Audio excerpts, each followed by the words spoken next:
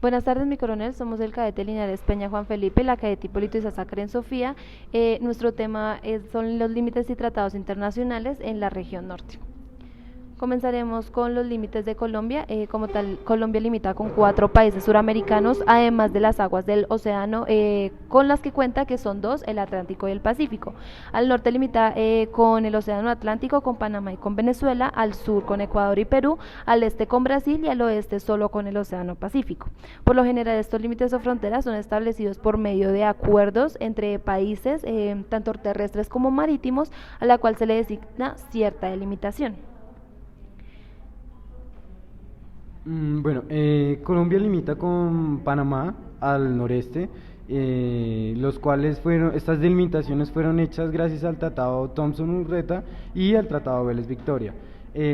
Al noreste, con Venezuela, limita gracias al Tratado del Laudo Arbitral Español y al Tratado López Mesa Gil.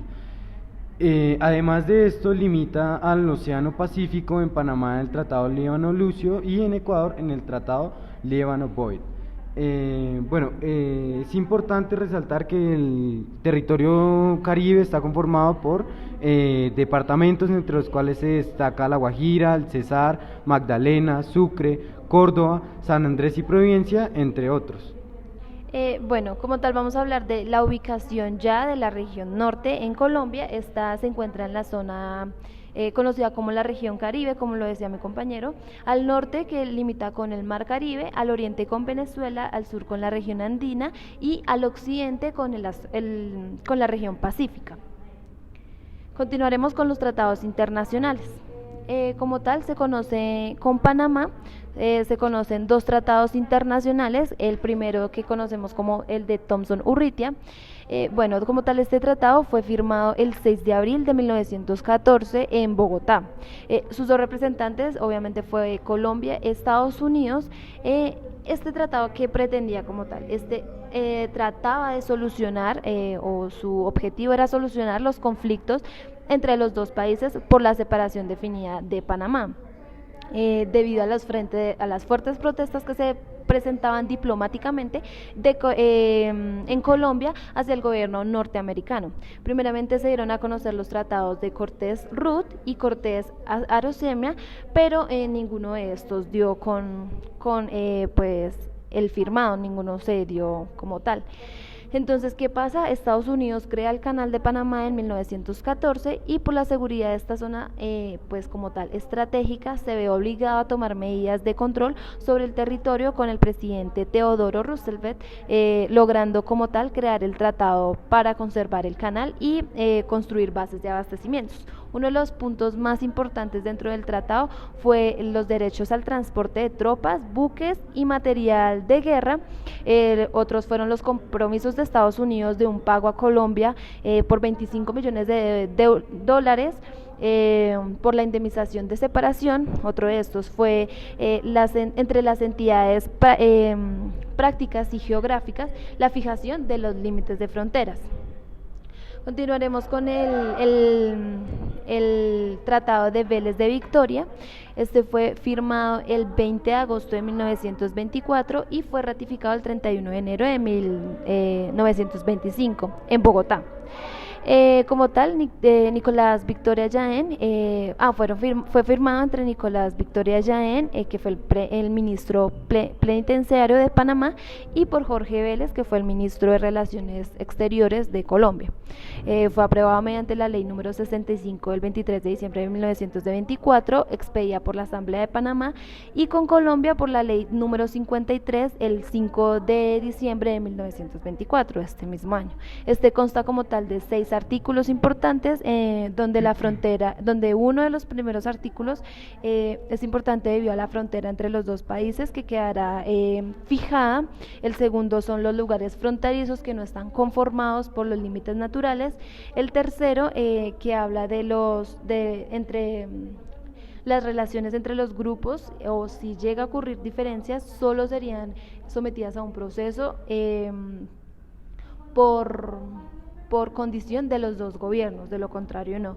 Y uno de los últimos es que, a excepción de los sueldos de los grupos de los gastos, serán por mitad para cada uno de los gobiernos. Bueno, por el lado de Venezuela tenemos que se da el laudo arbitral español, el cual se llamó oficialmente laudo en cuestión de límites entre la República de Colombia y los Estados Unidos de Venezuela. Este fue un fallo dictado por la reina regente de España, María Cristina de Habsburgo, el 16 de marzo de 1891 en la ciudad de Madrid. ¿Qué objetivo tenía este laudo arbitral?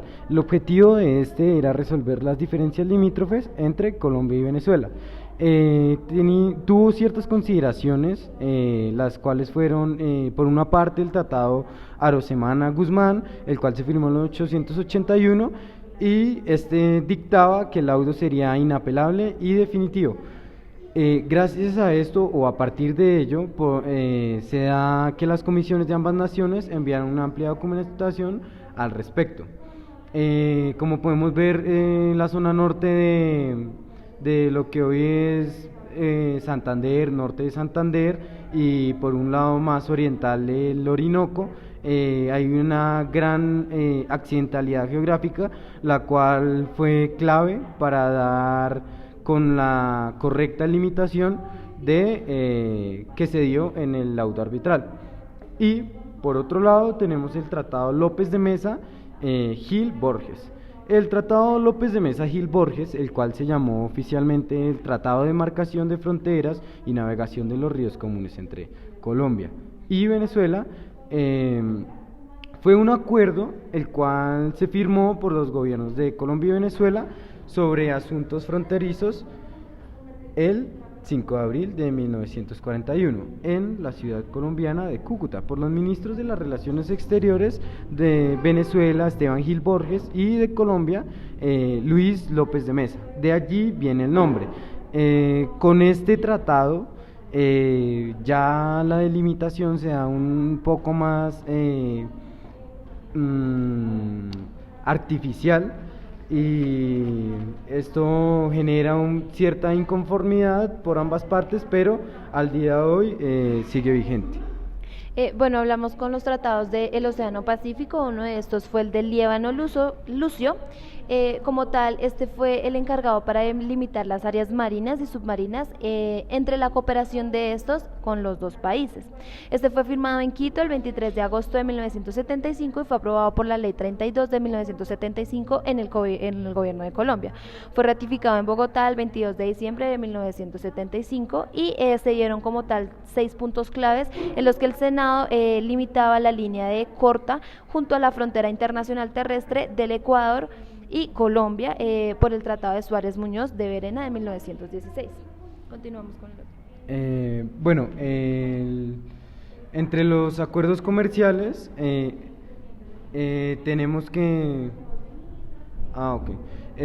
bueno, antes de hablar de ello, tenemos que hablar de la delimitación marítima entre Colombia y Panamá, la cual se da gracias al Tratado Liébano-Boet en 1976, el cual delimita las áreas marinas, submarinas, lo cual es muy importante, y además de esto los anuncios conexos entre la República de Colombia y la República de Panamá, generando así, aparte de una simple delimitación, el inicio de una serie de relaciones con el gobierno de Panamá. Este fue ratificado mediante la Ley 4 del 21 de enero de 1977 y se canjearon las ratificaciones en Panamá el 30 de noviembre de ese mismo año. Bueno, como tal, continuamos con los acuerdos comerciales. Se dieron 2 acuerdos que fue con Panamá y Venezuela. El de Panamá se dio entre Colombia y Panamá, inició en marzo del 2010 debido a los lazos comerciales que tenía entre los dos países y debido a la fuerte producción que tenía Panamá, pues para consolidarse como un centro de negocios.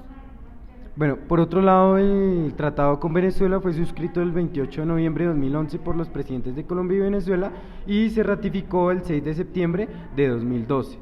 Este tratado es muy actual y, bueno, ahora vamos a hablar de las rutas terrestres y marítimas. En las rutas terrestres y marítimas de Colombia tenemos que están las vías de clasificación, las cuales son las troncales, que van de norte a sur, y las transversales, que van de este a oeste. Además de esto, unen las troncales entre sí.